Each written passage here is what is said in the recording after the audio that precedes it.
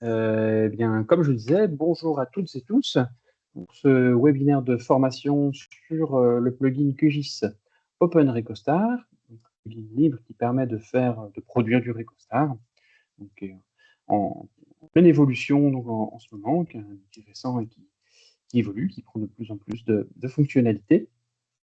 Donc, on est aujourd'hui sur le webinaire avancé.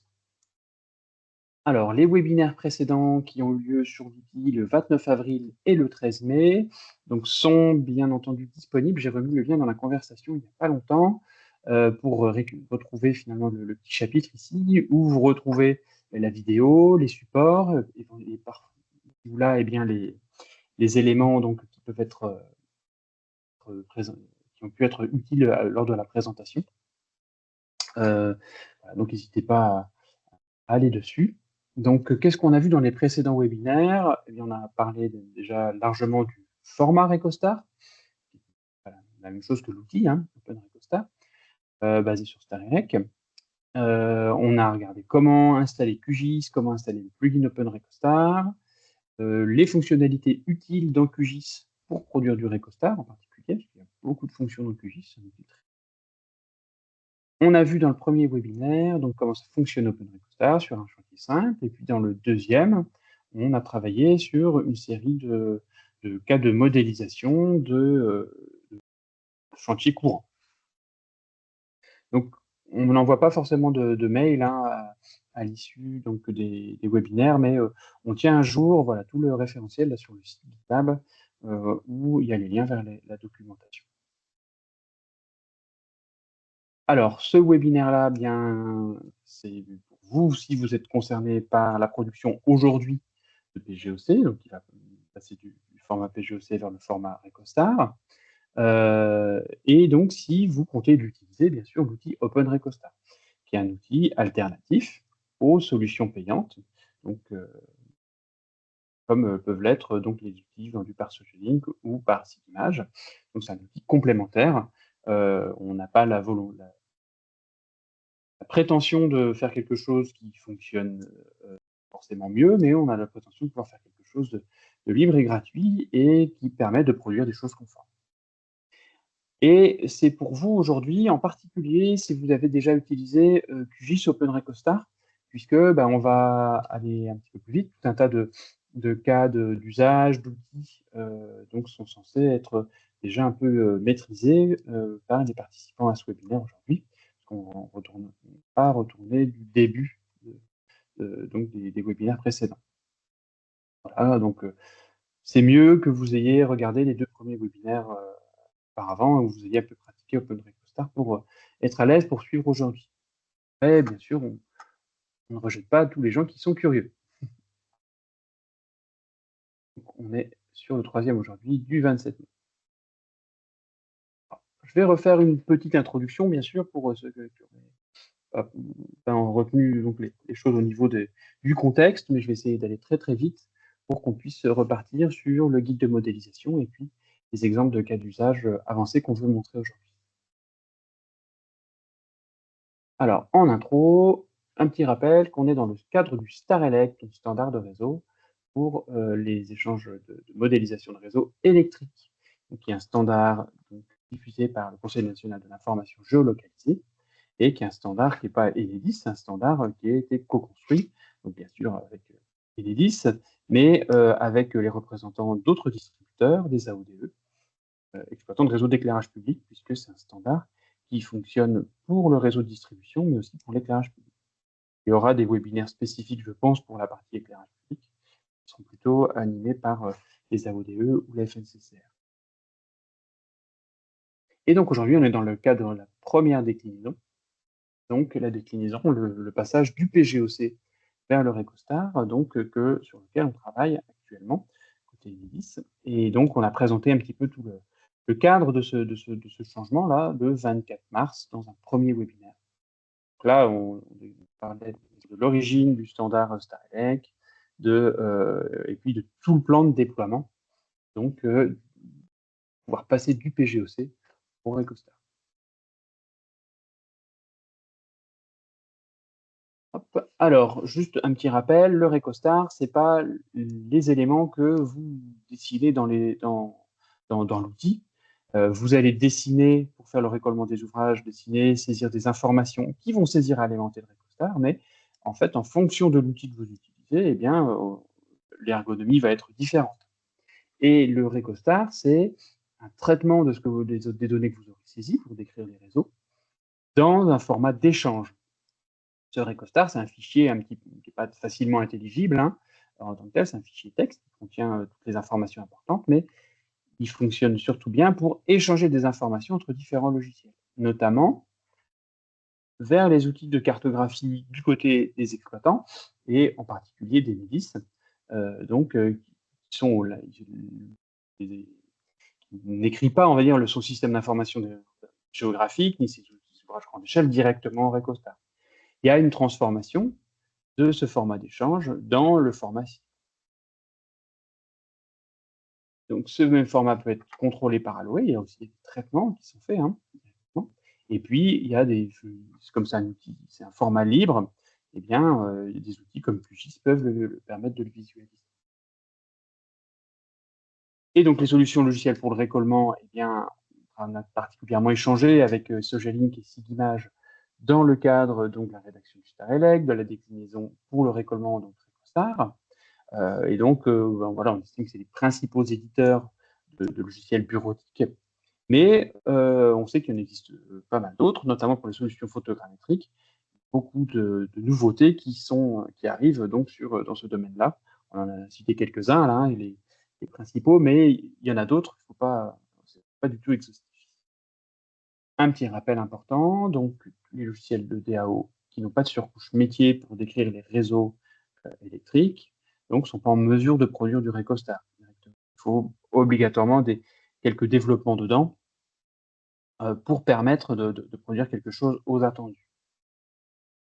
Et c'est pour cela qu'on met à disposition OpenRecostar, qui est un plugin QGIS, donc de manière à ne pas pousser, notre but c'est pas de forcer les utilisateurs donc de logiciels, on va dire, qui n'utilisaient pas de surcouche payante, à aller acheter des solutions payantes.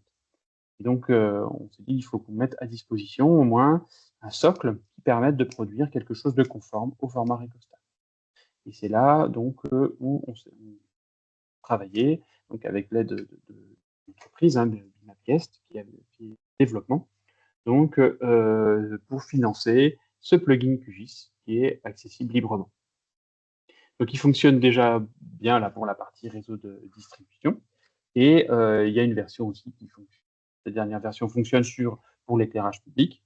En revanche, voilà, sur l'éclairage public, il y a encore des retouches au standard donc, qui vont être faites, mais ça, c'est plutôt géré du côté des syndicats d'énergie et donc de la FNCCR. Toute la documentation qu'on essaie de produire, on la met sur un site GitLab, qui est relativement facile à entretenir, c'est pour ça qu'on le met là. C'est là aussi donc qu'on met le dépôt donc du plugin QGIS. On va retrouver aussi sur ce site GitLab tout le détail, on va dire technique du Recostar, les spécifications. Et puis on y dépose voilà, les liens vers les supports de webinaire. Il y a tout un petit wiki, une FAQ, et on pourra passer un petit peu de temps là-dessus pour discuter de la forme documentaire et de la communication. Bien entendu, côté Enedis, on essaie de mettre à jour régulièrement la page d'information Aloe avec les dernières informations qui paraissent. Alors, on se base pour tout ça sur un guide de modélisation. Ce guide de modélisation, on vient de le mettre à disposition sur le GitLab. Alors, on vient de faire une petite modif aujourd'hui. J'espère qu'il est toujours bien accessible par le lien, sinon je le corrigerai là, juste après le webinaire, cette version. Donc, où on met dedans voilà, des exemples de matériel, d'ouvrages. On décrit de quelle façon ça doit être décrit dans le Recostar, dans le fichier d'échange, et de quelle façon eh bien, on le décrit dans OpenRecostar. Donc des informations sur les voilà, sur modélisation sur, les coffrets, le réseau, en général. Les coffres donc voilà, les points de comptage, cheminement, poste et jonction. Donc c'est un petit peu la bible et puis la référence de modélisation, en plus bien sûr de la spécification technique, hein, donc qui est la référence. Et on essaie de mettre ça, ce qui est quand même beaucoup plus évident à comprendre et assimiler pour l'utiliser et produire des récollements conformes. Donc on s'appuiera largement dessus aujourd'hui, un petit peu comme lors de la dernière conférence, donc webinaire. Et je vais passer la main donc à Sylvain Lafont, donc qui est technicien d'études, chargé d'études, et donc qui nous aide, chez Concorde IT Étudis, et qui nous aide donc à travailler sur OpenRecostar, sur les besoins, et puis qui teste un petit peu tous les outils. Donc c'est lui qui va réaliser les démonstrations sur son poste. Sylvain, est-ce que tu peux prendre la main? Bonjour à tous. C'est bon, Donc on t'entend. bienvenue. C'est bon, vous m'entendez? Ouais, impeccable. Ouais. Bienvenue à ce troisième webinaire, hein, pour vous présenter quelques cas particuliers que vous allez rencontrer dans vos chantiers. On a essayé de réfléchir à tous les cas possibles. Bon, on en a sûrement oublié, mais de toute façon, on restera à disposition en cas si vous avez d'autres questions ou des cas vraiment très particuliers auxquels on n'aura pas pensé. Là, actuellement, donc, je vais vous présenter 4 cas particuliers, enfin, et comment les modéliser en termes de recostar sur QGIS. Donc, ces cas, donc, on a le cas des profondeurs atypiques, en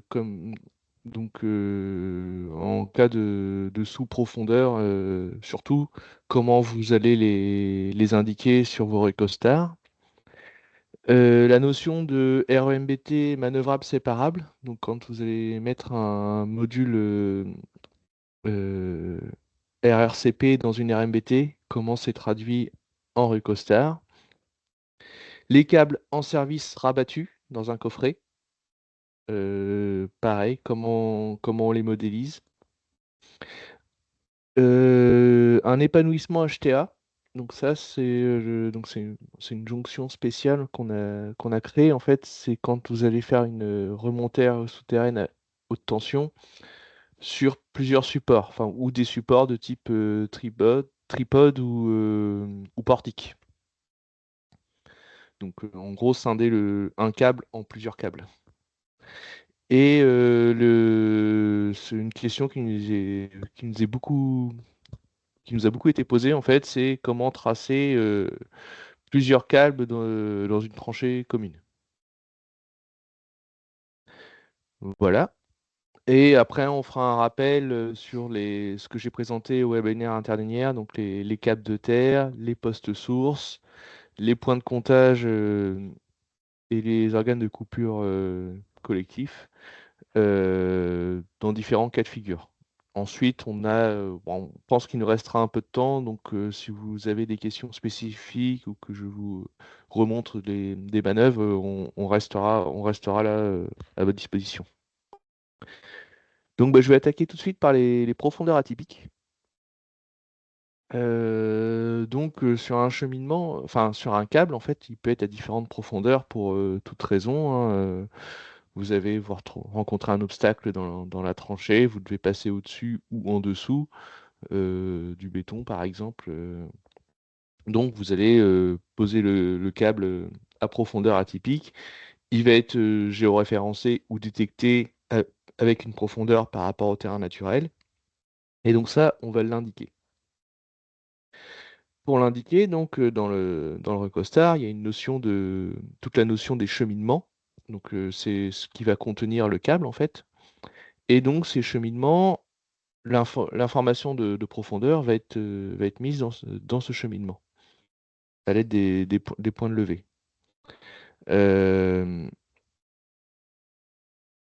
Donc ici, par défaut, en Recostar, un cheminement tacite est placé, c'est le cheminement pleine terre. Parce que bon, la plupart du temps, les câbles sont posés en pleine terre et on retrouve la couche RPD pleine terre reco point automatique. C'est le cheminement automatique en pleine terre à profondeur.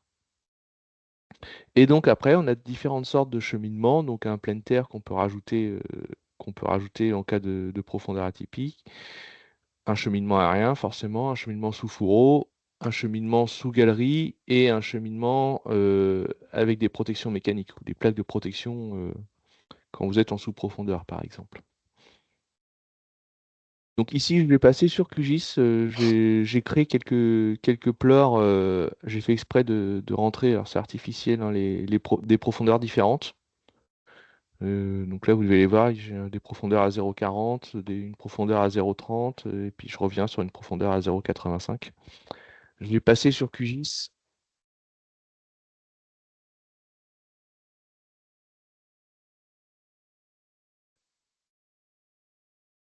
Euh, non, c'est pas celui-là, justement. Voilà, donc je vais reprendre le dessin que j'ai présenté. Je vais supprimer mon câble. Plutôt, je vais même supprimer directement mes cheminements.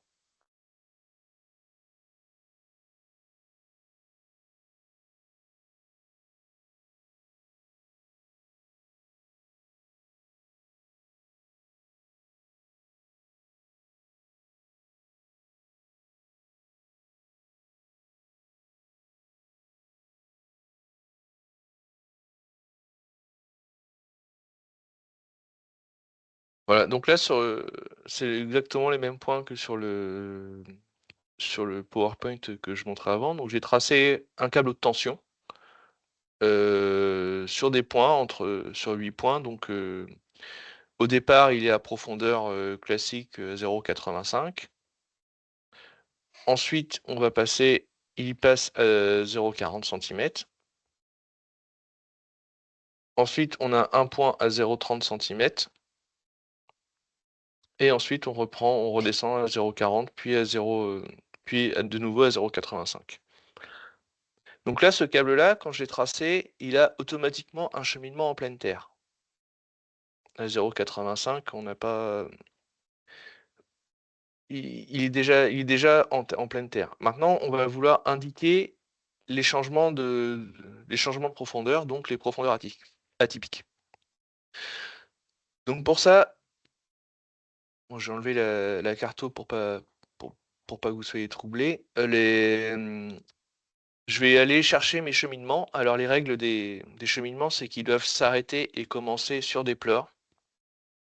Donc à partir du moment où je vais m'accrocher dessus et je vais tracer mon cheminement. Donc là, je vais chercher d'abord un cheminement pleine terre, mais avec une profondeur atypique. Je vais me placer sur le dernier point à profondeur classique du cheminement. Et je vais aller m'accrocher sur les points. Voilà. Et donc là, je vais aller, donc ce sera une coupe type définitive, et je vais aller indiquer dans mon cheminement pleine terre une profondeur atypique, donc qui a été relevée, qui a été indiquée sur les points de levée à 0,4. Alors là, on le voit pas, alors je suis sur un fond de plan blanc sur blanc, ça ne se voit pas.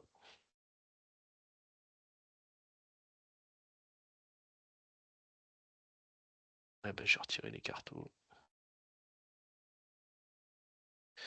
Donc je vais vous remontrer vite fait sur le PowerPoint. Ah bah non, je suis vraiment supprimé. Tu vas pas sur la page d'après? Oui, voilà, c'est ça. D'après, voilà. Voilà, c'est ça. En fait, le cheminement pleine terre manuel, on va dire, avec une profondeur atypique, il est blanc. Vous retrouvez le symbole du trait qui se survole, qui survole le câble en fait. Donc ça indique que vous avez bien placé votre cheminement.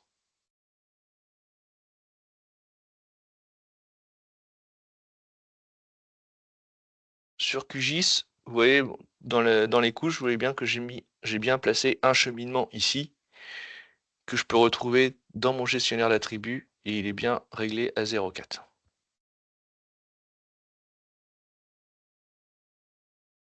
Donc voilà pour un cheminement pleine terre dit manuel, enfin moi je les appelle comme ça.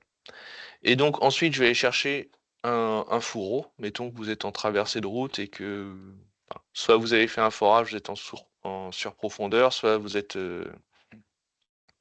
en sous-profondeur parce que vous avez, je sais pas, du béton ou quelque chose, ou un obstacle à passer, un assainissement ou quelque chose. Donc pareil, à la suite, vous allez chercher vos pleurs, vous vous accrochez dessus et vous allez dessiner votre fourreau. Voilà. Hop. Donc voilà, vous avez plusieurs sortes de fourreaux, hein. On est sur de la HA, ça sera du 160. Le type en définitive, et vous allez indiquer votre profondeur, donc là de 0,3 que vous avez. Et c'est un fourreau plein, donc il n'est pas en attente. Voilà, donc là le fourreau, bon, il n'est pas blanc, il est orange, hein, comme sur la carte que vous avez l'habitude d'avoir, donc il se dessine sur le câble. Donc voilà comment indiquer une profondeur atypique sur le cheminement d'un câble. Donc vous avez à chaque fois que vous placez un cheminement, que ce soit une protection mécanique, une galerie, un fourreau ou une pleine terre, vous avez la notion dans les pop-up à remplir de profondeur atypique.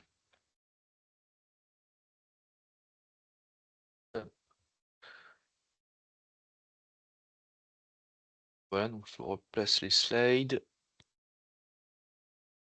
Je vais commencer là. Donc là, oui, j'ai indiqué que les cheminements s'arrêtent et commencent sur des points de levée. Ensuite, je sélectionne mon pleine terre.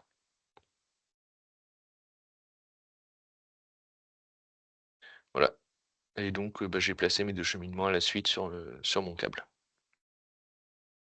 Alors, la deuxième notion, ce sont les RMBT dites manœuvrables.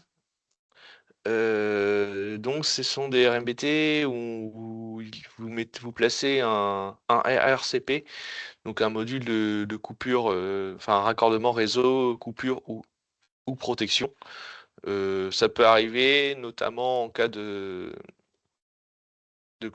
faire pour créer des points de coupure entre deux postes de transformation, par exemple. C'est le cas le plus courant. Donc ces coffrets-là, en fait, on dit qu'ils sont manœuvrables parce que on peut déraccorder ou raccorder un câble au support de module. Bien sûr, il y a un seul câble à chaque fois qui est manœuvrable, pas tous les câbles. Et c'est cette notion-là surtout qu'on veut indiquer dans le recostar. Parce que tous les câbles, vous ne pouvez pas, tous les câbles ne sont pas manœuvrables dans les RMBT, il faut qu'on sache lequel est manœuvrable. Voilà. Donc je vais vous montrer sur QGIS comment c'est fait. Celui-là, je vais le dessiner ici. Donc là, j'ai dessiné une RMBT avec 3 câbles. Donc on a vu au webinaire intermédiaire la notion de support de module, qui est le symbole ici, le rectangle avec les croisillons à l'intérieur, que vous connaissez, qui rappelle. Donc c'est là où on va raccorder nos câbles. Et donc nous avons un autre nœud, le module de raccordement, qui permet d'annoncer la notion de manœuvrabilité du coffret. Donc c'est un module, vous reconnaissez le symbole électrique de l'interrupteur. Et donc pour indiquer quel câble est concerné par la manœuvrabilité, on va venir poser ce module sur le câble, au départ du câble en fait. Donc en termes de dessin, Je vais le refaire. Je vais d'abord poser ma RMBT. Donc vous voyez ici, quand on pose le coffret, la première chose, c'est la fonction du coffret.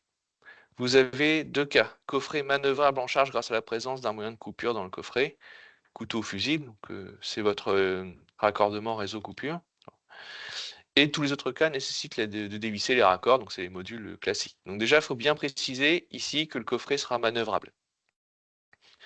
Attention, un coffret est dit manœuvrable que lorsqu'il s'agit d'un câble de réseau. Quand vous placez un module de branchement fusiblé dans une RMBT, on considère que le coffret n'est pas manœuvrable. Vous pouvez toujours mettre le module en bout de câble du câble de branchement, au bout de la dérivation individuelle, mais le coffret reste un coffret, on va dire, classique, non manœuvrable. C'est vraiment pour une exploitation, en termes d'exploitation du réseau, qu'on veut indiquer cette chose-là. C'est une RMBT 600. Voilà.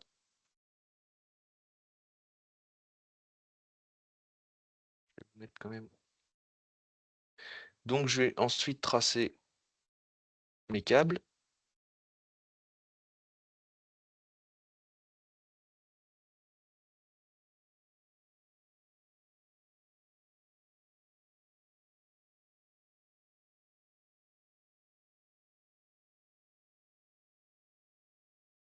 Merci du réseau.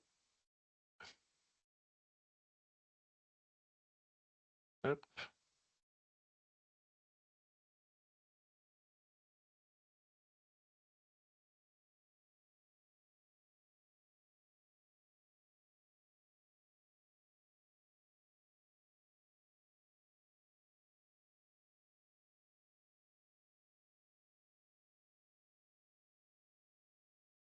Ah, et donc je vais tracer un câble 240 qui va être, lui, manœuvrable.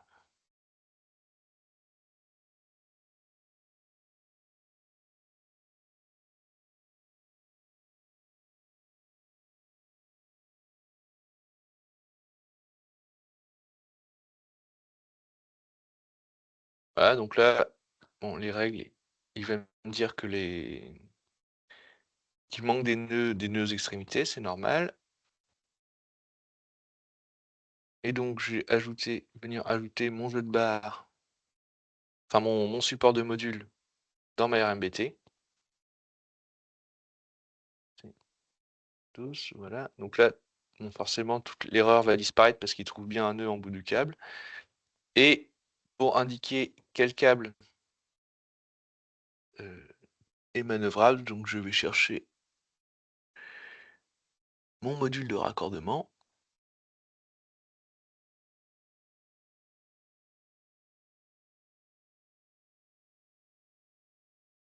Et je vais venir l'accrocher sur le câble. Donc un RCP, ça prend 4 plages. Et là, en général, c'est pour de la coupure, c'est pas pour une protection. Voilà. Hop. À noter, si vous indiquez pas au départ qu'une RMBT que le coffret est manœuvrable, vous ne pouvez pas placer de module de raccordement à l'intérieur. C'est un rappel des règles, il va vous le dire.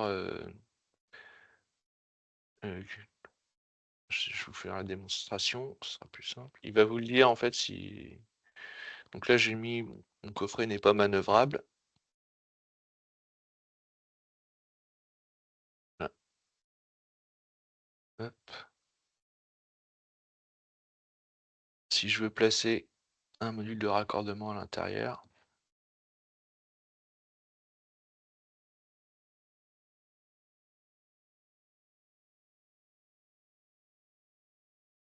Voilà. Il met ce nœud module de raccordement de se trouver dans un coffret manœuvrable. Bon, forcément, il y a plus d'erreurs parce que j'ai pas mis de câble ni de support de module, mais voilà. C'était ce que je voulais vous indiquer. Hop.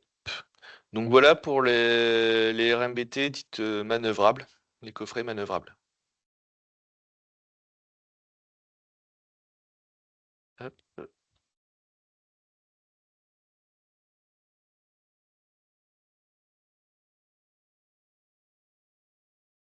Oui, j'ai pas dessiné la Terre, hein, mais forcément, dans une RMBT, à chaque fois, on retrouve notre nœud de Terre. Alors, maintenant, un cas qui est assez courant lors des mises en service, c'est le cas où vous allez rabattre un câble existant dans une RMBT neuve que vous avez posée. Alors, c'est un cas on va l'évoquer parce que lors de votre PGOC, le câble n'est pas encore, rabattu. Donc, il faut savoir comment vous allez traduire en termes de recostar. Hop, donc je vais aller sur QGIS.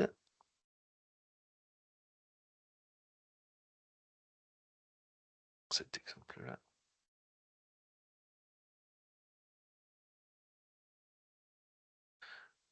Voilà. Donc ici, j'ai tracé un câble existant. Donc j'ai simplement indiqué en existant sur le... Alors, je vais sélectionner d'abord le bon. Voilà. Donc sur ma table de câble, voilà, j'ai indiqué un statut du câble en service. Donc j'ai dessiné, il n'a pas besoin d'avoir de pleurs dessus, parce que c'est un câble qui est existant, qui est sous tension, que vous avez. Le but du jeu, ça va être vous voulez le rabattre dans un coffret RMBT, et après va desservir votre nouveau réseau. Donc, comment on va indiquer ça? En fait, on va indiquer d'abord deux choses.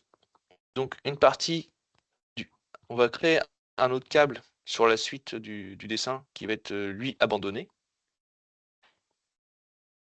Donc pareil sur un câble qui est donc voilà. Commencer.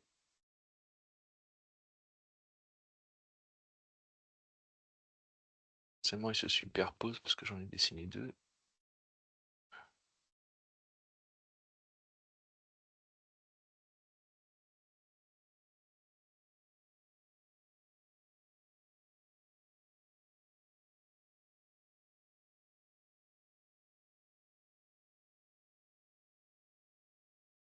Je vais pas réussir à retrouver mon câble abandonné comme ça.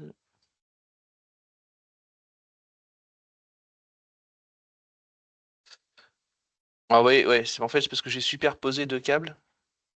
Si je zoome bien, vous allez voir. Donc c'est pareil, en fait j'ai tracé un deuxième câble sur le premier, où j'ai indiqué il est en statut abandonné. D'abord pour indiquer le fait que cette partie du câble ne va plus exister en carto. Je sais pas pourquoi voilà, c'est celui-là. Voilà, il est en statut déposé. Oui, parce qu'abandonné, il reste physiquement dans la tranchée. Donc c'est simplement des statuts de câble, hein, si je dessine un bout de câble.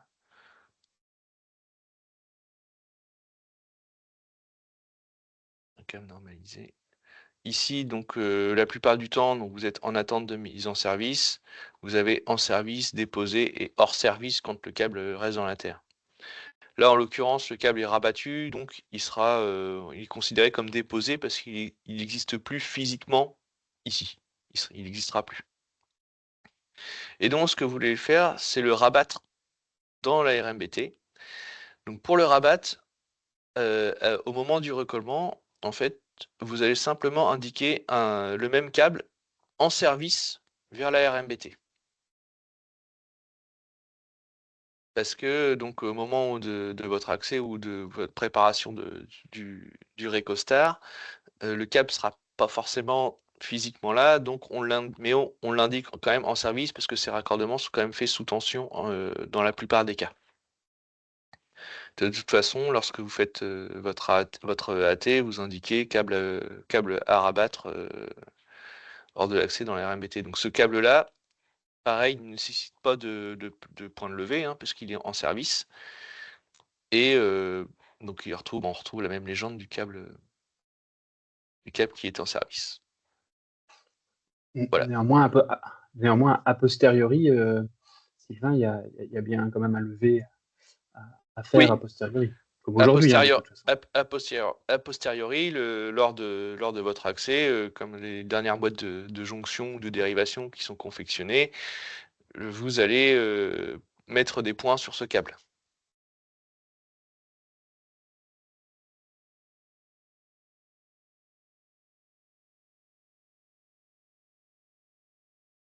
Voilà. S'il y a des questions, on y répondra après avec Guillaume. Là, je vais dérouler. Donc ensuite, on a un quatrième cas particulier. Donc c'est quand vous voulez épanouir un câble HTA. Donc le détricoter en fait de façon à pouvoir créer votre race sur un tripode par exemple, ou un portique, hein, je vais vous montrer comment on fait. Donc le but du jeu c'est d'écarter toutes les phases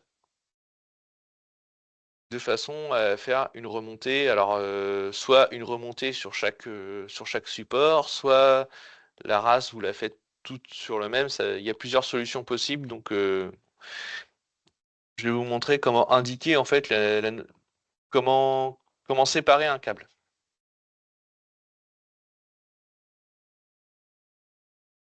Donc sur le schéma, en fait, on va utiliser pour ça un nœud. Donc on a créé un nœud de type jonction. C'est une jonction de type épanouissement. C'est un nœud qui est utilisable uniquement en haute tension, hein, forcément. Donc en général, bon, c'est sur des lignes principales en sortie de poste source ou ce genre de choses qu'on utilise, que vous allez pouvoir rencontrer ces cas-là. Ou pour des grandes traversées aériennes de vallées ou qui nécessitent vraiment d'avoir une phase un support par phase. Donc sur QGIS, tac, je vais le dessiner juste à côté. Donc j'ai tracé mon câble HTA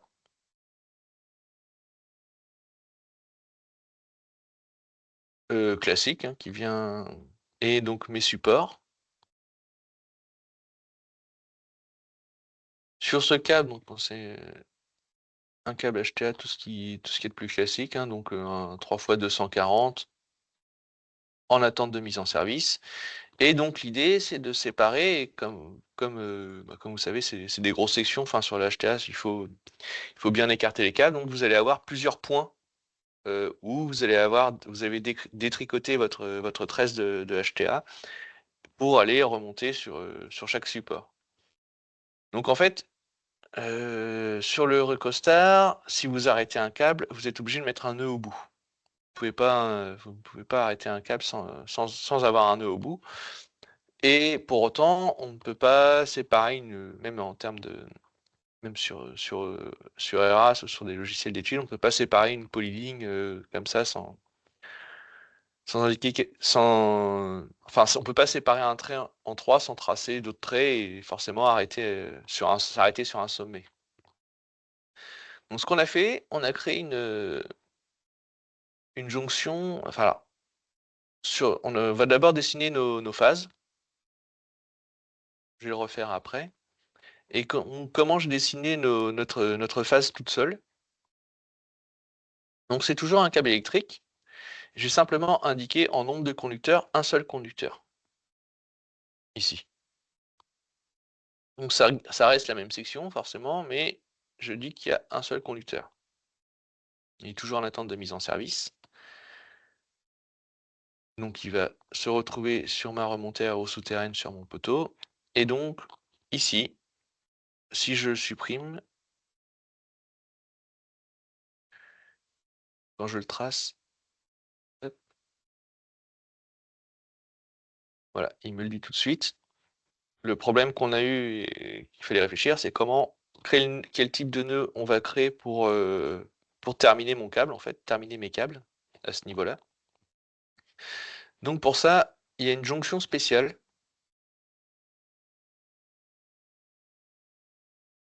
Je vais la replacer ici. Donc, c'est un nœud de type jonction. Type de jonction, donc vous voyez, donc je vous ai montré la dérivation, la jonction, la remontée souterraine, et vous avez épanouissement des conducteurs d'un câble HTA. Vous sélectionnez ça, vous le placez, vous fermez votre couche, et voilà, l'erreur disparaît. Donc ce nœud de jonction-là, on l'a créé uniquement pour ce cas-là. Alors forcément, là j'ai pris le cas d'un tripode. Si vous avez un support de type portique, si vous, je vais vous le placer.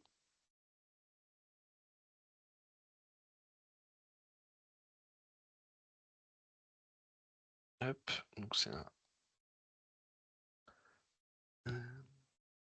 Alors je vais chercher un portique dans mon.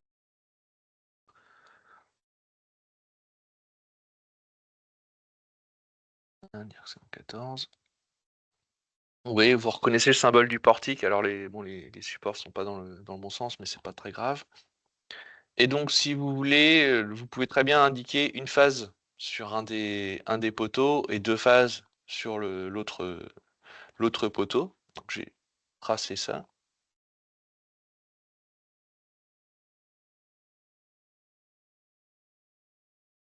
Donc j'ai d'abord mon câble HTA normal avec ses 3 phases.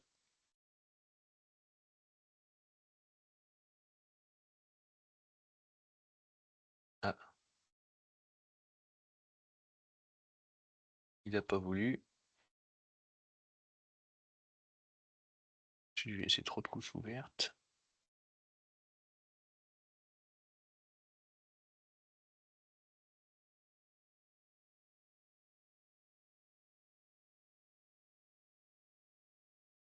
Voilà, et ensuite, mettons qu'il y a 2 phases qui remontent d'un côté et une phase de l'autre.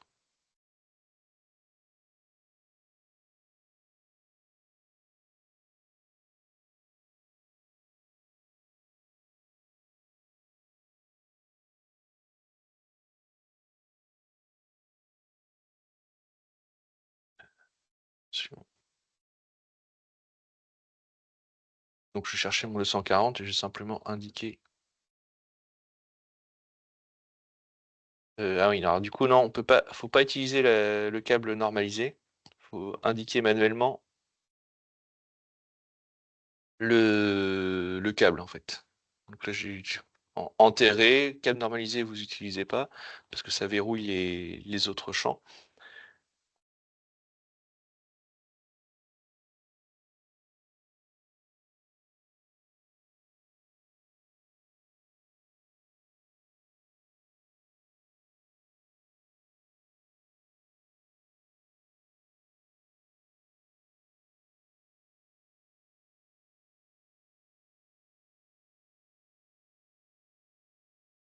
Voilà. Je ferme, donc il va me dire qu'il manque les nœuds, forcément. Donc ici, je vais aller placer. Bon, je les ai pas zoomés, forcément j'ai pas de pleurs, donc j'accroche un peu au hasard. Mais sinon, donc ici, bah, je pose mes races, hein, comme je vous ai montré dans le support intermédiaire, et c'est surtout ici, ma jonction type épanouissement.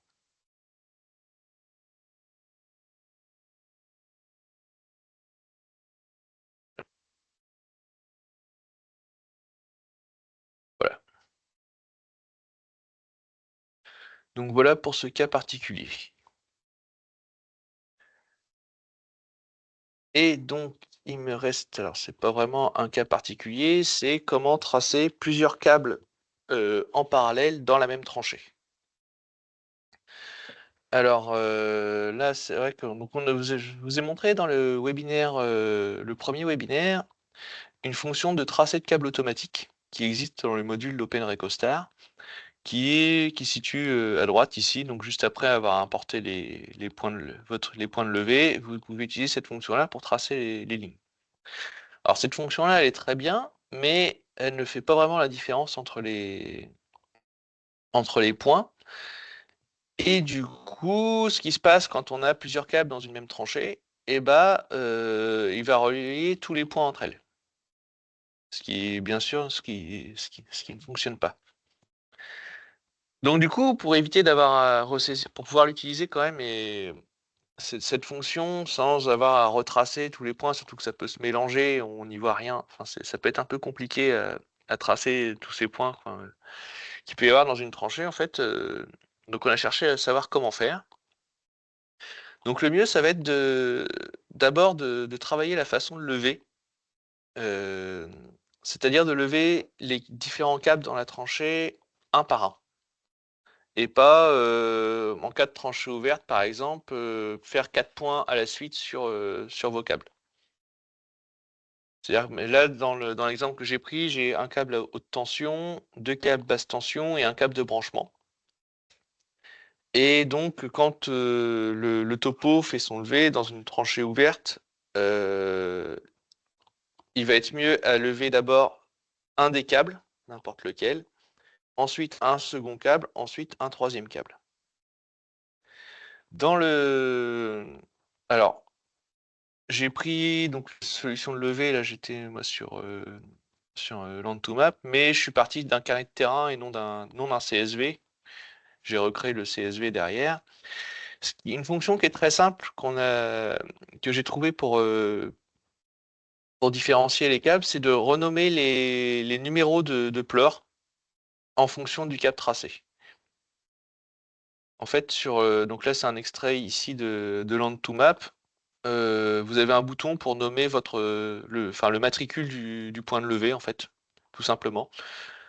Donc là, et c'est simplement à rentrer. Vous le rentrez une fois, vous levez tout votre câble, vous changez de câble, vous nommez un deuxième numéro, vous donnez un deuxième numéro de matricule et il va suivre. Il va suivre tout seul.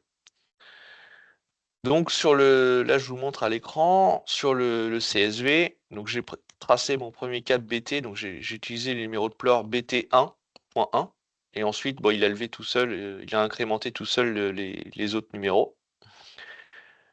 J'ai fini de lever mon premier câble basse tension, je lève mon deuxième câble basse tension que j'appelle BT2.1. Voilà, mon troisième câble HT, donc ma haute tension HTA 1.1, et après il lève tout seul, il incrémente tout seul la zone des pleurs, et mon câble de branchement en dernier. Donc ce que ça donne,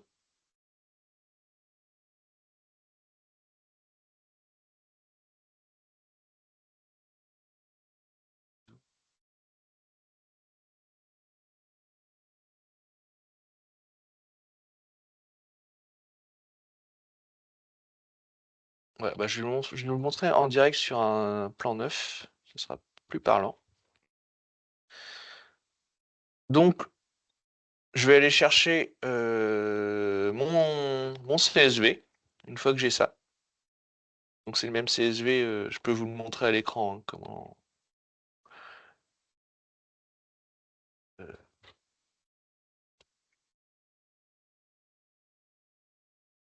Voilà. Voilà le CSV que j'ai créé. Donc vous voyez que dans la colonne numéro des points, vous allez retrouver vos différents câbles dans la tranchée. Donc là j'ai pris une tranchée 4 câbles, hein, mais on peut imaginer que par exemple devant un poste vous allez avoir 2 HTA plus 6 BT, BT1, BT2, BT3, BT4, BT5, BT6, HTA1, HTA2, et puis ça lève tout seul. Voilà, donc je vais aller chercher ce CSV et donc le rentrer dans QGIS, donc toujours la première fonction. Là, je vais pas revenir dessus. Hop, c'est celle-ci. Ah,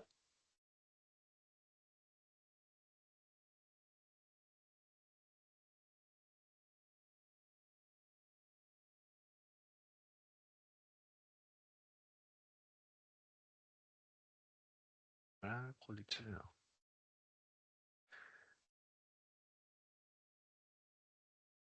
Et donc, on était en CC49. Voilà. Donc ça, je vous l'avais montré dans le webinaire intermédiaire et le webinaire le premier. Comment insérer un fichier de points.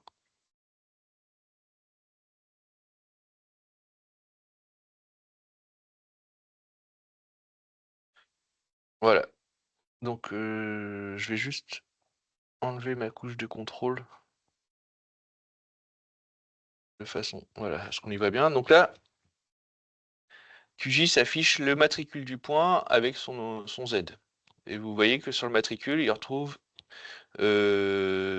donc c'est un cap BT, BT 1.3, BT 1.2, BT 1.1.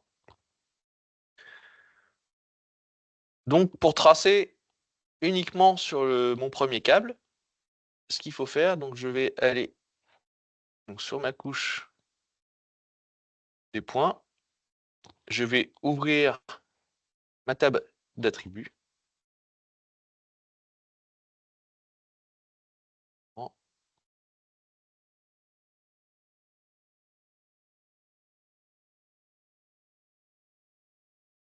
Non, c'est plus facile avec tous mes écrans.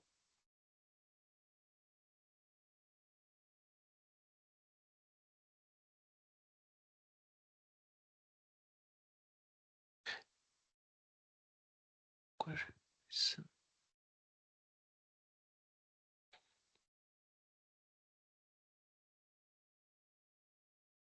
je l'ai pas mis en édition peut-être. Voilà, c'est ça.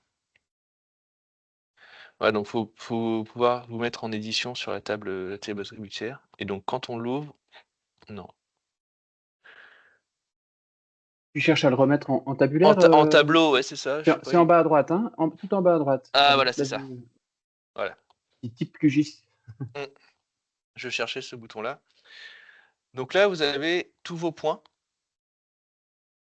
qui sont rentrés, et notamment avec les numéros de points, les numéros de matricule. Donc ici, il faut simplement, donc CTRL plus clic, je vais sélectionner tous les points qui concernent le cap que je veux tracer. Voilà, je les ai sélectionnés. Donc ils s'affichent bien en surbrillance sur mon plan. Et là, je vais pouvoir aller chercher ma fonction de traçage automatique.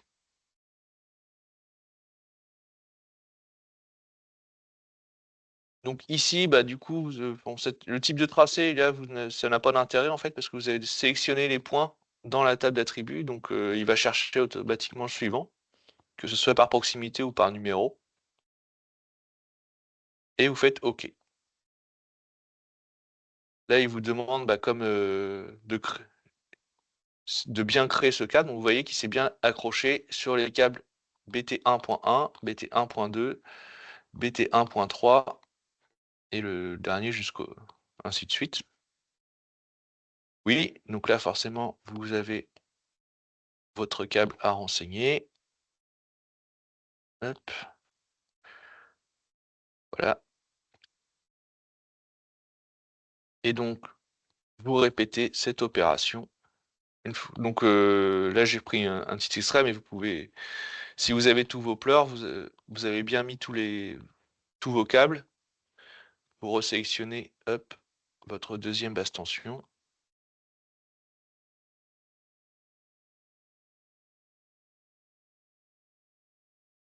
Voilà. Pour utiliser la fonction de tracé.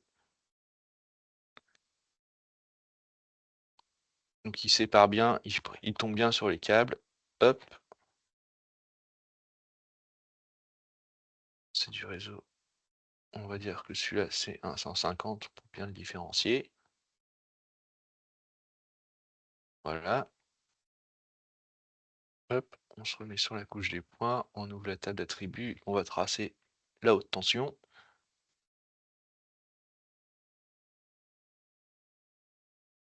Acheter, hop.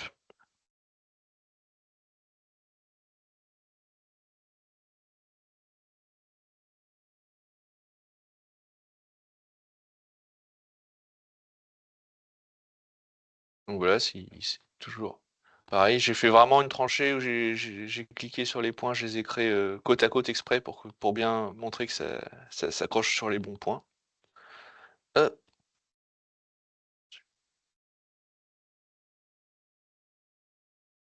Voilà, et mon branchement.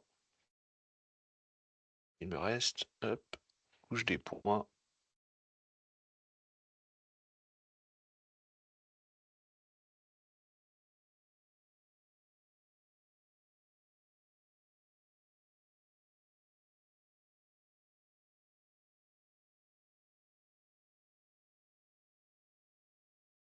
Ah, pourquoi il était me chercher celui-là?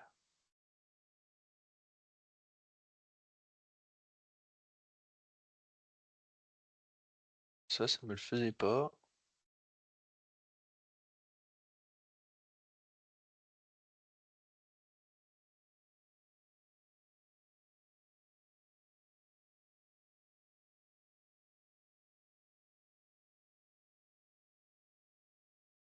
Je vais le supprimer parce que j'ai bidouillé le CSV, je vois l'erreur.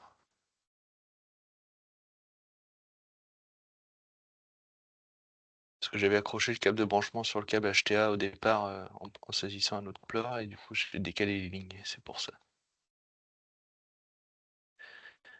Hop, donc je vais aller chercher ma couche de câble. Je vais l'éditer.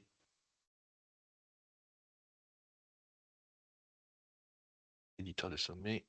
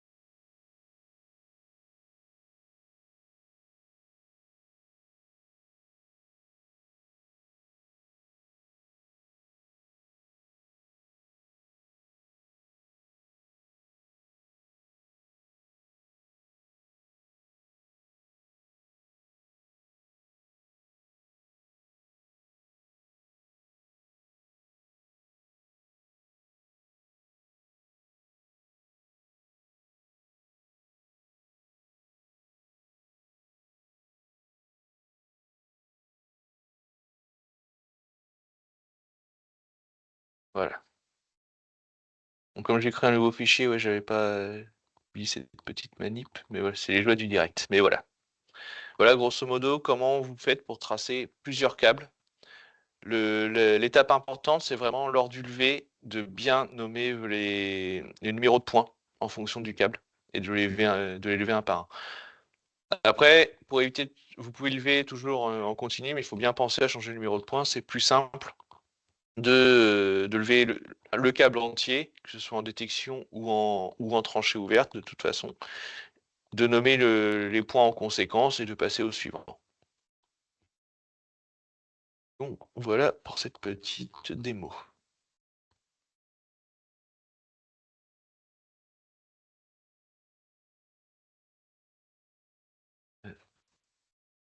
Alors.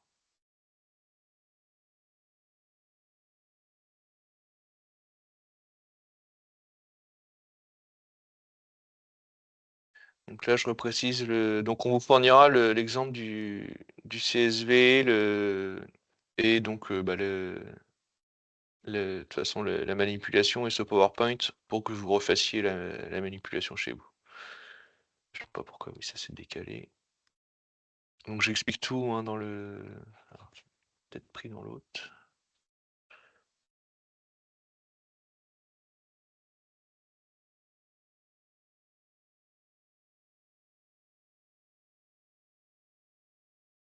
Voilà, donc je vous montre les matricules. Donc ici, on ouvre la table d'attributs, donc c'est expliqué sur le numéro de points.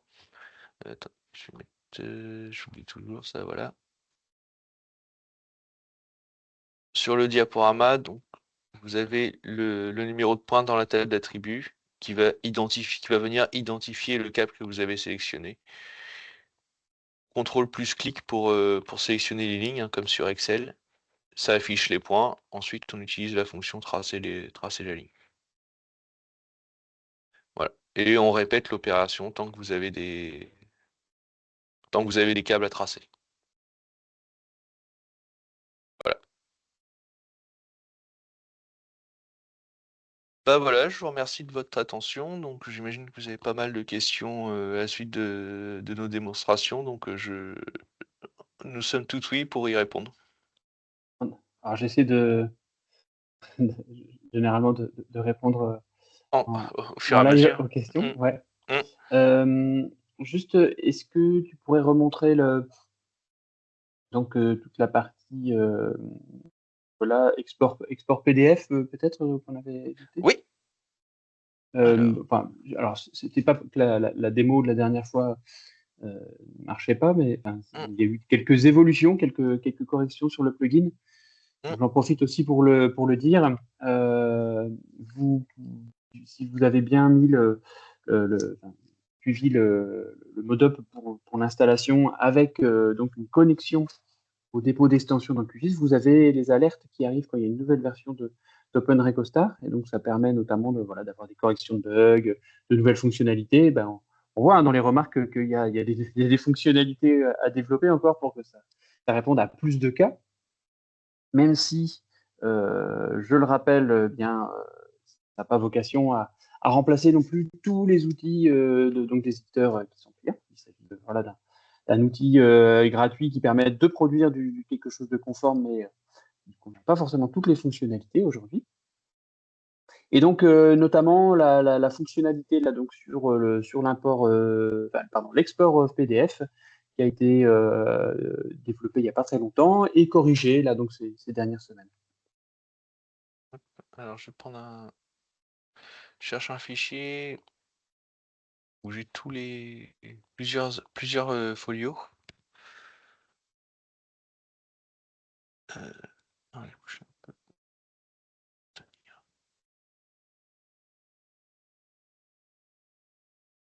donc pour tracer un PDF, donc je vous avais montré donc imprimer les plans en PDF, ce bouton-là.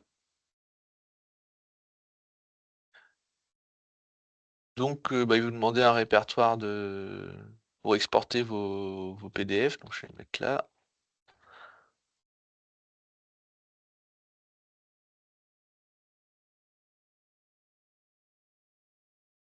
Voilà, il a terminé. Bon là il n'y avait qu'un seul PDF et j'ai pas fond de plan, j'ai rien, donc c'est assez rapide, hein. Et donc si je vais chercher ça.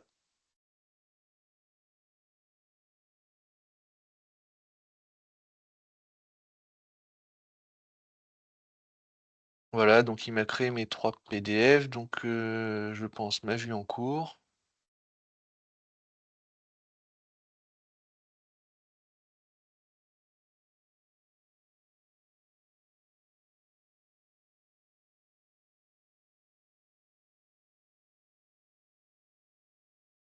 Et voilà un plan de foliotage, mais il faut que la démo est pas pertinente, il faut que je trouve un autre projet à vous montrer parce que là, sachant qu'en plus là j'ai pas fait d'export GML, donc j'ai pas rentré toutes les métadonnées, c'est-à-dire qui a édité le plan, etc.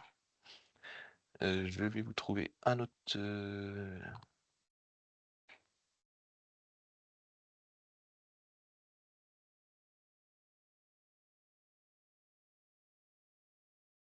Voilà, donc ça c'est le Recostar que j'avais utilisé lors du premier webinaire.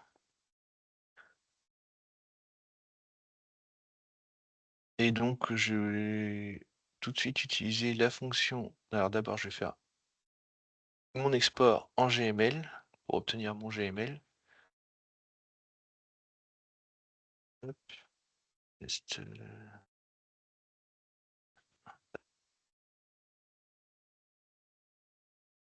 là je vais rentrer donc les métadonnées.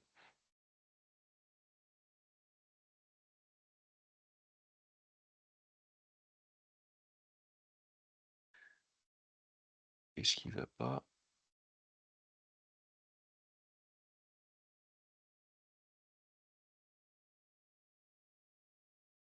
Bon, c'est peut-être une vieille version de.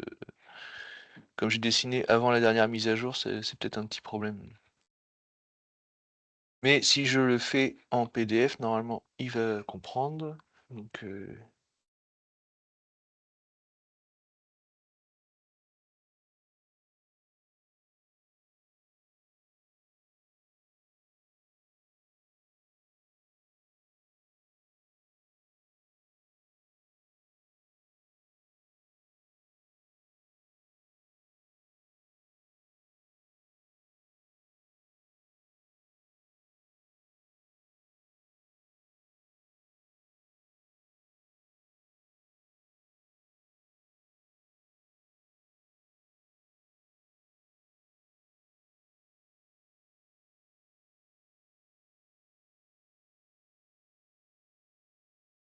Voilà. Alors, Guillaume, je sais pas, il y a eu quoi d'ajouter sur les PDF, tu peux développer? Eh bien, non, c'est juste que ça fonctionne, ça fonctionne bien. Il y a moins de bugs. En fait, on trouvait des bugs quand il y avait en fonction des types de fonds de plan et de la projection des fonds de plan. Donc, des fois, on pourrait se D'accord. retrouver avec des plans d'ensemble où on montrait la France entière ou des morceaux de l'océan. Et là, maintenant, c'est plus le cas. Donc là, on retrouve bien voilà, les éléments qui vont bien Sur le plan, d'accord. sur le plan. Ouais. Ah, j'avais pas eu ce problème-là, donc Alors là, on remarque, là, pour faire apparaître les nœuds, on est en fonction de l'échelle. Alors ici, on voit bien quand même les symboles qui apparaissent qui apparaissent bien gros, même à petite échelle, à moyenne échelle. Euh, donc voilà, normalement ça fonctionne sans trop de problèmes. Euh, alors sur la partie insertion d'une page de garde avec les logos d'entreprise. Donc ça doit être possible de le faire. Je ne peux pas faire la démo ici, mais on pourra expliquer peut-être comment le faire. On peut le faire en modifiant donc avec le gestionnaire de mise en page. Normalement, ouais. le Alors, mise vous en avez page. dans Ah projet, bah, vous on pouvez peut faire. peut-être laisser on va peut-être laisser la main à Alice Ouais. Euh, alors, sur la partie faire apparaître des nœuds compteurs plus gros en fonction de l'échelle. Donc, on précise, là, voilà, la question, c'était de visualiser mieux les supports, remonter ou souterraines et boîtes de jonction. Alors, remonter ou souterraines et boîtes de jonction, c'est vrai qu'on ne les voit pas forcément à moyenne échelle. Sur les supports, normalement, on a retiré l'échelle de référence là, dans la dernière version. Ils doivent quand même mieux apparaître maintenant en dézoomant. les supports, c'est ça?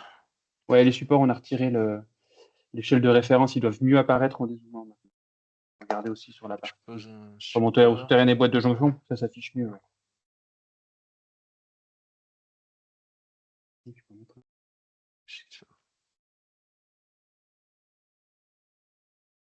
Peut-être, oui, désafficher le. Ouais, le contrôle. Euh, D'accord, ok. Il y a toujours une échelle. Ok. Ça, on pourra regarder, ouais. ouais. On pourra Voilà, regarder sur c'est le nœud l'affichage poste, pour. le nœud poste en fait Mm. qui est énorme. Bah oui, les nœuds coffrets aussi. Effectivement, le support il est tout petit. Ok. Ou alors Ouais, bah ça, on pourra regarder pour l'améliorer, ouais. Alors, de manière générale, hein, bon, c'est une raison pour submerger de demandes, mais euh, vous pouvez, comme plusieurs d'entre vous l'ont déjà fait, faire des suggestions d'évolution. Donc, en envoyant un mail, directement sur le mail. Alors, je copie l'adresse email, je la mets dans la conversation. Ça, c'est une adresse email donc, qui permet d'envoyer des questions pour quand vous avez un bug que vous n'arrivez pas à résoudre dans OpenRecostar. Vous voyez une évolution à réaliser dans OpenRecostar, vous avez des idées. Si c'est pas trop compliqué, eh ben, on peut les prendre et puis s'il s'agit de bugs, ben, on regardera, on diagnostiquera et on essaiera de les corriger. Donc voilà, vous pouvez utiliser cette adresse-là. Ça envoie en fait, ça crée automatiquement un ticket dans l'outil GitLab et puis on a un suivi en commun donc entre côté développeur donc qui est intervenu tout à l'heure et puis nous de notre côté qui allons évaluer le besoin. Alors on a d'autres questions. Je pensais question. donc une question sur quand on part d'un poste source où l'entreprise TP doit passer dans des gaines techniques. Hmm. On doit relever 6 câbles HTA150 et 240 en app. Est-ce qu'on a des exemples? Alors là, on n'a pas d'exemple là-dessus. Je pense que ça rejoint un petit peu le cas des, D'un des cheminement. points. Disons que des points donc avec plusieurs câbles. En Hmm. fait, ce qui est important pour que ça soit tracé dans OpenRecostar facilement, c'est qu'on puisse, dans le code PGOC ou dans le numéro de point, différencier les câbles, donc avoir un code qui indique que c'est le câble 1, câble 2, câble 3, etc. Pour qu'on puisse, que derrière on puisse les filtrer, sélectionner juste les points de tel ou tel câble pour faire le tracé automatique. Sinon, ça implique de les tracer manuellement en reliant chaque point, ce qui est est un peu plus fastidieux, quoi. C'est ça. Alors après, dans une galerie technique, je pense que c'est une détection que vous faites. Alors effectivement, dans un poste source, la détection, c'est pas forcément l'idéal. Mais oui, c'est ça, dans l'idée, quand vous allez détecter ou relever, vous relevez vos câbles un par un, et ensuite vous indiquez le cheminement galerie sur les câbles. Je pourrais essayer de créer ce cas-là et puis de le déposer sur le GitLab avec OpenRecostStar. C'est pas un cas qu'on a traité. Comme je disais au départ, oui, on avait essayé de penser au maximum, mais on n'a pas tout fait non plus. Je regarde d'autres. Alors, pour le mobile mapping, donc si vous faites un relevé en mobile mapping, donc j'imagine avec une solution de photogrammétrie standard, j'imagine que c'est une solution achetée. Eh bien, généralement, les éditeurs, donc alors je pense à KeyTheMap, au Syslor, d'autres concurrents, hein, j'imagine que il n'y a pas de souci aujourd'hui. Enfin, alors soit ils ont développé, soit ils sont en train de développer la partie export du relevé en Recostar. Et donc là, il n'y a pas trop d'intérêt effectivement d'utiliser OpenRecostar, puisque les outils sont compatibles ou vont devenir compatibles avec le format Recostar. Ah bah, il y a directement dessus. Alors, sur l'export, on reparle un peu de l'export PDF. Ouais. Alors, l'export PDF, donc on disait que sur la partie export, il y a ni les PTRN ni les sections de câbles qui apparaissent. Alors, les sections de Les câbles apparaissent altimétriques. bien. Voilà, les sections de câbles apparaissent bien, voilà. Mais sur les points de levée, on recommande de ne représenter eh bien que les points de levée qui ont une altimétrie atypique pour ne pas surcharger la visualisation du câble. Euh, voilà, on souhaite, enfin, on a eu pas mal de plans PDF qui venaient de PGOC où il y avait finalement énormément de PTRL qui s'affichaient et ça devenait illisible alors qu'il n'y a pas d'intérêt particulier. Donc les points de levée sont particulièrement intéressants pour le domaine cartographie et le domaine cartographie, eh bien, a des outils pour lire le Recostar directement. Il faut voir que le Alors, PDF, c'est ouais. pour vraiment la compréhension du projet enfin, de pouvoir donner un support imprimable, etc. Mais toutes les données des points de levée sont contenues dans le GML et donc n'ont Ouais. pas vraiment un lieu d'être sur le PDF. Alors donc on a fait évoluer la spécification interne Enedis pour que on spécifie bien qu'il n'y a pas besoin d'avoir tous les PTRL et les alkys dans le PDF, puisque c'est l'information de point de levée dans le Recostar, je parle, pas fait évoluer la PGEC puisqu'on va l'abandonner. Et donc voilà, si on renvoie ça, eh bien je pense que là il faut prévenir donc du coup l'agence cartographie, donc vous pouvez aussi faire, là, vous pouvez faire une remarque dans la partie contact sur Aloe, puisque il n'y a pas. Voilà. Ce qui est important, c'est que la donnée de base soit présente dans le PGOC quand on travaille en PGOC, les points et biais des API, et dans le Recostar que les points de levée contiennent bien toutes les informations requises, mais pas forcément dans le PDF. Alors, on me pose la question des dates des webinaires de Sogelink. Alors, je ne les ai pas. Je ne les ai pas. Ils nous ont dit qu'ils les organisaient au mois de juin. Je les ai eu au téléphone la semaine dernière, mais c'est tout ce que j'ai comme information. Et voilà, ils étaient très optimistes quant à la mise à disposition rapide, puisqu'ils avaient réglé tous les bugs. Donc les rendus sous Recostar, eh bien, c'est bien, voilà, on a déjà reçu officiellement. Alors, pas partout, on a déjà quelques-uns reçus. Et donc les lettres avenants, qui doivent être passées donc pour donc le passage, elles doivent être bien réalisées au mois de juin. Donc ça a bien avancé du côté de la direction des achats chez nous. Ah oui, Euh, effectivement, on a quelques petits trucs à régler hein, pour qu'Alloway aille aussi vite dans les développements que sur OpenRecoStar. On fait des évolutions à la semaine, mais là, on est plutôt sur. On a eu une montée de version technique, et puis là, voilà, on fait des montées de version tous les 15 jours pour corriger les bugs qu'on voit. Alors, il y a une question sur un profil en long en cas d'un forage dirigé. Alors, sur OpenRecoStar, non, on peut pas dessiner un profil en long, hein. Ça reste du dessin.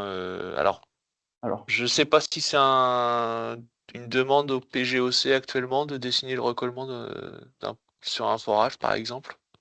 alors, on a quand même eu des discussions, Sylvain. Hmm. On Ah, sait pardon. que j'en ai déjà vu des profils en long, généralistes ou QGIS. Hmm. Il s'agit de l'usage de plusieurs en fait plusieurs plugins, donc d'un côté le plugin OpenRecoStar et puis des plugins qui servent à faire ça. Alors là, j'ai pas de quoi le montrer là aujourd'hui, mais je l'ai déjà vu faire. Et on peut se noter donc que ce serait intéressant de donner un petit peu voilà, le mode-up avancé pour réussir à faire ça, notamment de notre côté avec Kevin. On nous pose la question, sinon aussi, comment dessiner un cible grand volume avec fausse coupure de 140 carrés.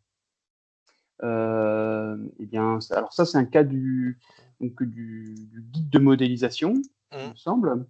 Euh, et bah, du coup, je sais pas, est-ce que je peux Je peux le montrer le montrer. guide? Hmm. Bah, je vais montrer juste le Ouais, guide vas-y. et Ouais. puis peut-être tu prendras la main pour montrer comment le dessiner. Ouais.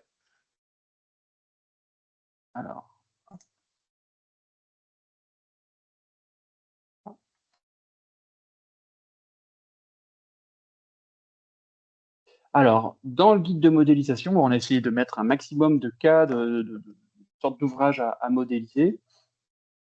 Donc ici, on a le cible grand volume utilisé dans sa configuration réseau. Évidemment. Là, on voit l'exemple ici. Hein. Voilà, on retrouve ici comment le modéliser. Alors, par défaut, il contient toujours un nœud support module à l'intérieur. Et donc, avec un support module de 9 plages. Et voilà, peut-être tu peux le montrer comment on le fait donc dans OpenRecoStar. Là, on a des Alors, 150 cartes dessus. ouais. Alors la question aussi c'est avec une grille de fausse coupure de 140 carrés. Donc, je sais que ouais, des fois c'est une grille de fausse coupure l'enveloppe est changée du coffret en fait par un cible grand volume. Je pense que c'est ça la question. Donc, sinon pour le dessin, ah oui, alors, attends, je reprends le partage. Vas-y. Hop. Donc pour le dessiner, donc on va dessiner un coffret.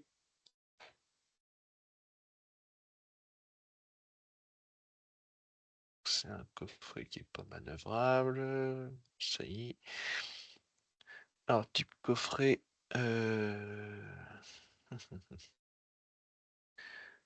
On va mettre que c'est un cible grand volume. Donc ça nous donnera la notion de l'enveloppe. Et donc pour le module à l'intérieur, donc une grille de fausse coupure. Donc c'est comme un ancien standard. Bon, il ne veut pas fermer la coupe. Ouais, j'ai pas pris forcément le bon exemple. Mais... Alors, je recommence.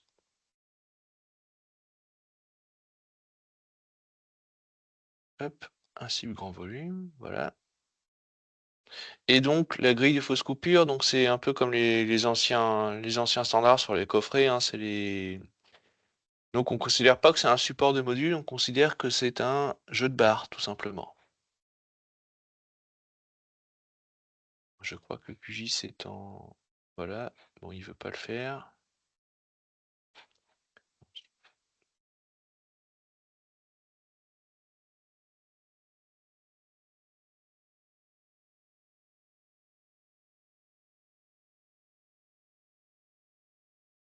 Hop.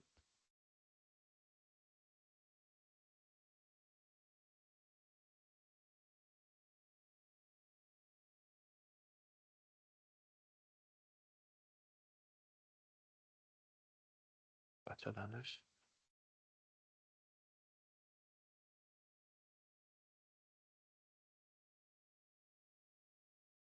Donc, je recommence, je pose mon cible grand volume.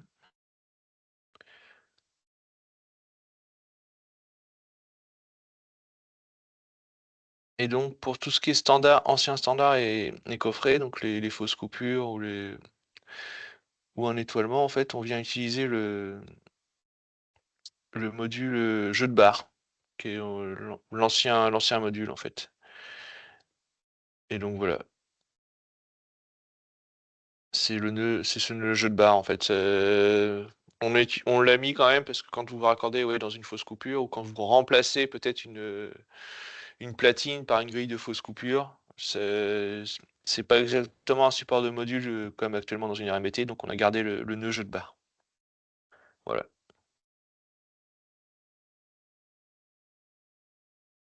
Et si vous avez une fausse coupure à poser, bah c'est donc en coffret, vous prenez un ancien standard hein, avec pareil ce jeu de barre à l'intérieur. Voilà.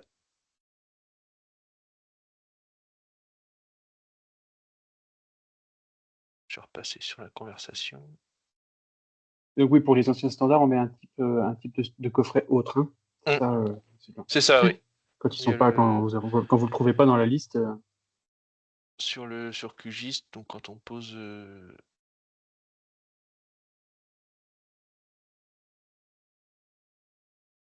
hop.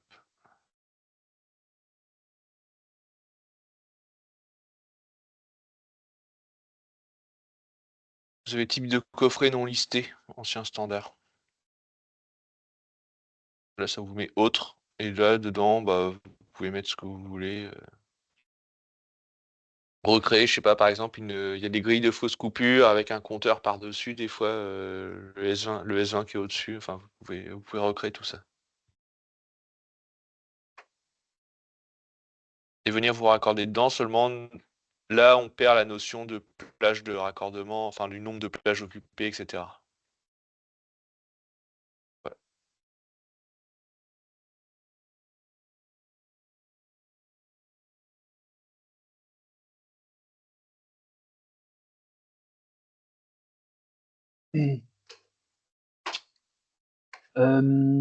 Je propose de faire un petit tour là dans le GitLab parce que c'est là qu'on essaie de mettre un max d'infos et puis du coup on diffuse aussi les éléments. Donc, je vais partager GitLab.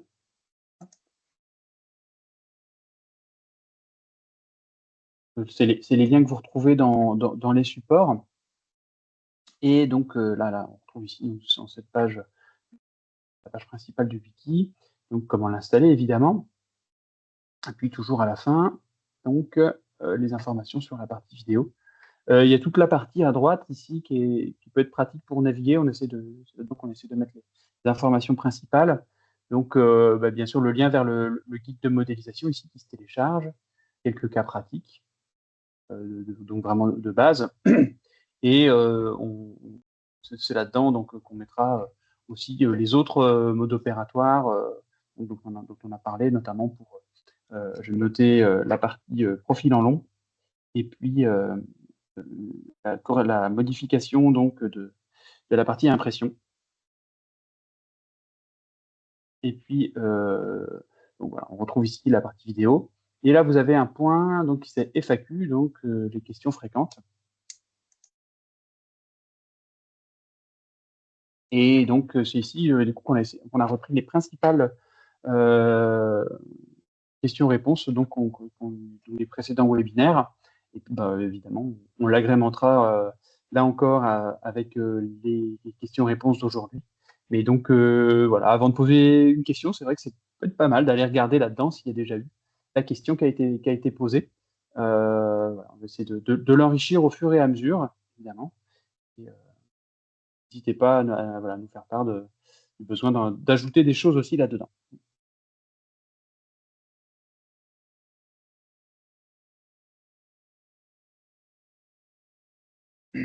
Alors là, on a quelqu'un donc du coup qui a a priori déjà utilisé le profil topographique dans QGIS, donc qui nous indique donc l'existence du plugin VO QGIS Profile Tool à utiliser avec la BDLT de l'IGN, qui existe sur le web apparemment.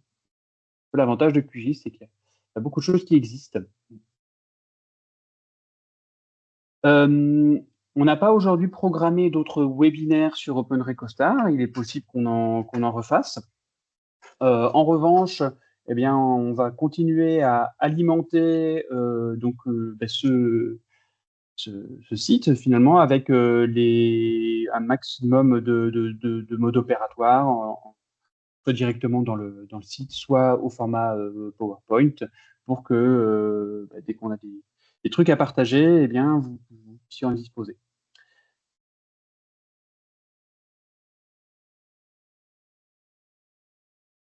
Alors, je ne sais pas si on a d'autres questions aujourd'hui.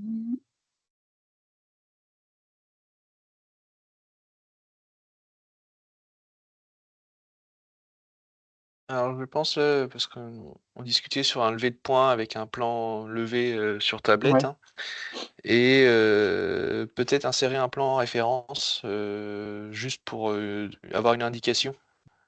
Je pense que ça peut. Alors, ça va dépendre après, forcément, enfin, pour que le Mm, plan existe. mm. Donc, soit c'est un plan d'étude qui était déjà relativement précis, qui va vous aider à savoir à quel cap correspond tel point. Sinon, mais il est vrai, enfin, il y a beaucoup de remarques, hein, juste quand vous avez des outils qui permettent déjà de dessiner les câbles euh, depuis le terrain, généralement, c'est des outils qui vont permettre de faire l'export en Recostar. Et là, c'est vrai que OpenRecostar n'est pas très utile. Déjà la fonctionnalité donc d'export dans le bon format depuis le logiciel qui vous a permis de dessiner, c'est aussi bien. Voilà, comme Land2Map ou GeoVisual, par exemple, sur le mobile.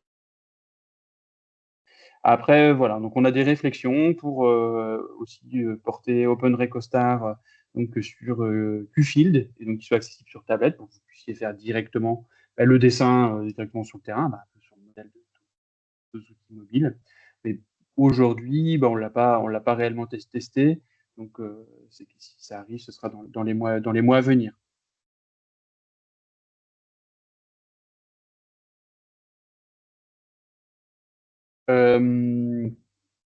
Voilà, et bien, je pense qu'on a fait un peu le tour des principaux sujets qu'on voulait vous partager. Et bien, n'hésitez pas à continuer à regarder les nouveautés qui pourraient arriver donc, dans la page à Aloe, donc spécifique sur le Recostar. On fera des annonces dessus. Et puis ici sur le wiki, si jamais il y a d'autres webinaires qui s'organisent. Et puis on tient bien sûr, on va faire l'effort de tenir au maximum à jour toute la documentation à produire et de l'enrichir bien sûr au fur et à mesure donc des exemples qui sont réalisés. Eh bien, un grand merci à toutes et tous pour votre participation et puis toutes les questions donc qui sont posées, les remarques, c'est très riche. Voilà, c'est de toute façon un outil qui est censé vous rendre service. Donc, s'il y a des choses importantes à faire dessus, eh bien, on essaiera bien sûr de l'étudier et de le mettre en œuvre, bien sûr.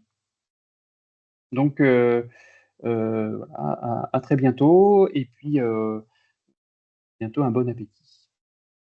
Je renvoie le lien du wiki, bien sûr. Ici. Merci. Merci à tous.